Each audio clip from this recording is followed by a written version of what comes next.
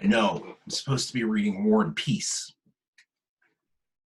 Here's a poem about election days, and it's for Gary Larson, The Far Side of Election Days.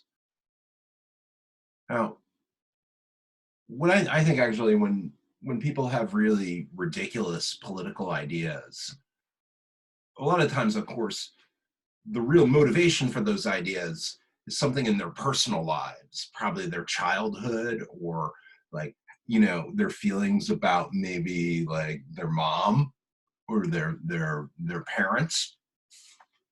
So the far side of election days for Gary Larson. This is kind of like My Last Duchess, only instead of it being about an imaginary painting, it's about an imaginary Far Side cartoon. The Far Side of Election Days for Gary Larson. When the great senator goes from state to state, she gets even more amazing. The way Theodore Roosevelt was amazing, I say. Then this little asshole I can really imagine, because I know him, goes, she kind of looks like Theodore Roosevelt there, pal, with those glasses up on her nose and her hand in the air in a way he might have taken to himself in Bull Moose days long gone. I know. You can't believe these guys. You can't believe these guys.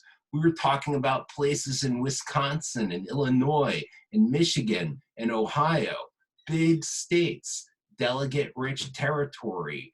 To apes, it's like she comes to life right out of a cartoon that hangs above the cigarette machine in a roadhouse that has long vanished, or which hangs on by some little gas station and two motels 15 miles away from some more populated place in New Hampshire. You have to pull the knob and wiggle it if you want your parliaments to drop. Think of a lot of stars over a parking lot, no cars in the parking lot at all. There are all these hunters crushed with hunting hats and arms and rifles all akimbo, some of them dressed as Daniel Boone. And here is why.